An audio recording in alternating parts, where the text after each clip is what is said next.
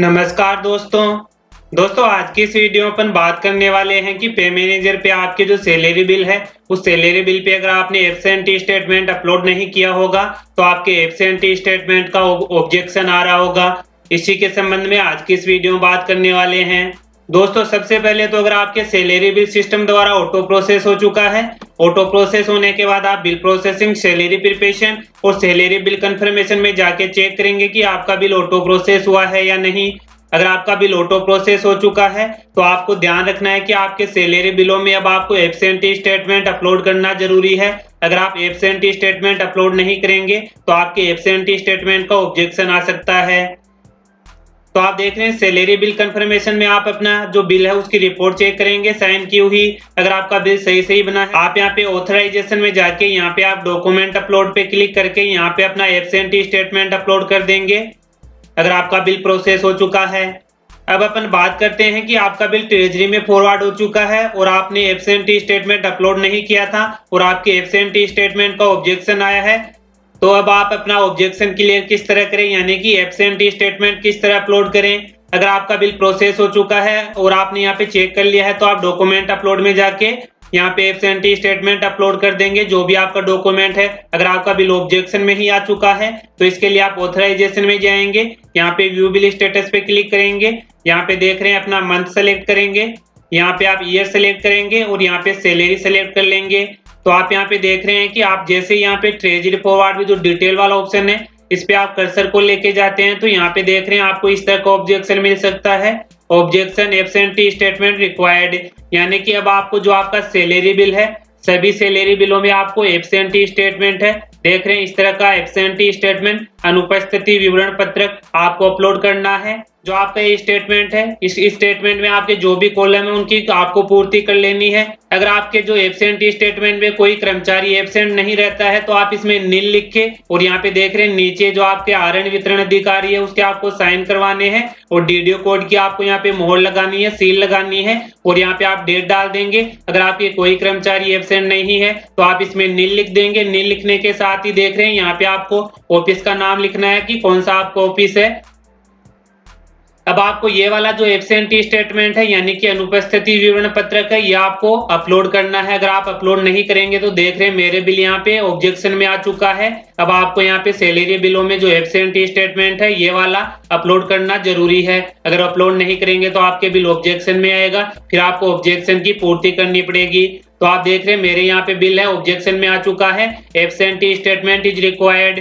इसके लिए अब आपको इस बिल को रिवर्ट करना होगा। रिवर्ट करने के लिए देख रहे हैं आप ऑथराइजेशन में आएंगे, यहाँ पे आपको मिलेगा बिल रिवर्ट का ऑप्शन। आप यहाँ पे बिल रिवर्ट वाले ऑप्शन पे क्लिक करेंगे। बिल रिवर्ट करने के लिए अब देख रहे हैं आप यहाँ पे रेफरेंस नंबर या मैनुअल सर्च कर सकते हैं। मैं आपको यहाँ पे रेफरेंस नंबर से सर्च करके बताऊंगा। इसके लिए आप देख रहे हैं यहाँ पे बाय रेफरेंस नंबर पे क्लिक करेंगे।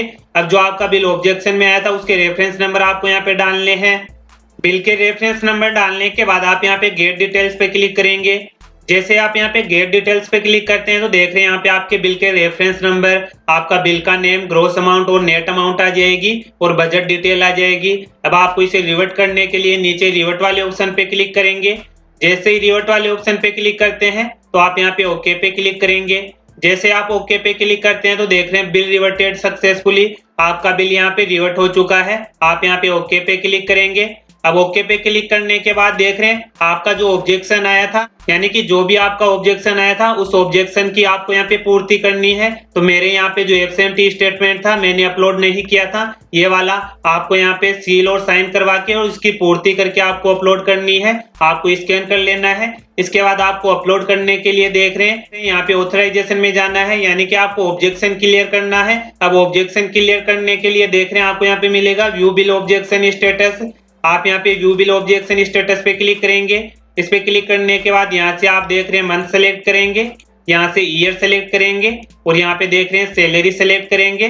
सैलरी सेलेक्ट करने के बाद यहाँ से आप वो बिल नेम सेलेक्ट करेंगे जो अभी आपने रिवर्ट किया है। बिल नेम सेलेक्ट करने के बाद यहाँ पे आप बिल नंबर सेलेक्ट करेंगे। जैसे बिल नंबर सेलेक्ट करते हैं तो देख रहे हैं यहाँ पे आपको मिलेगा एब्सेंटी स्टेटमेंट इज रिक्वायर्ड, यानी कि आपने बिल में एब्सेंटी स्टेटमेंट अगर अपलोड नहीं किया था तो आपको इस तरह का ऑब्जेक्शन मिलेगा। अब आपको ये ऑब्जेक्शन क्लियर करना है, यानी कि आप यहाँ पे वो एब्सेंटी स्टेटमेंट अपलोड करेंगे। यहाँ पे नीचे आपको मिलेगा bill is objection for security, यानी कि ये वाला ऑब्जेक्शन नॉर्मल होता है और ऊपर जो देख रहे हैं एब्सेंटी स्टेटमेंट इज रिक्वायर्ड, जो मेन ऑब्जेक्शन है वो है कि आपको यहाँ पे एब्सेंटी स्टेटमेंट अपलोड करनी है। यहाँ पे आप रिप्लाई कर देंगे कि आपने एब्सेंटी स्टेटमेंट अपलोड कर दी है। अब आपको एब्सेंटी स्टेटमेंट अपलोड करने के लिए यहाँ पे देख रहे हैं चूज फाइल पे क्लिक करके आप यहाँ पे सबमिट पे क्लिक करके छोड़ देंगे, अपना एब्सेंटी स्टेटमेंट अपलोड करके छोड़ देंगे।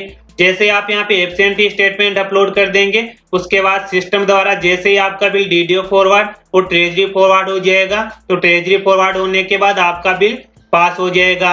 अगर आपने यहाँ पे एब्सेंटी स्टेटमेंट अपलोड नहीं किया है तो अब आपको ध्यान देना है कि आगे से आपको जो सभी सैलरी बिल है उन सभी में आपको एब्सेंटी स्टेटमेंट अपलोड करना जरूरी है।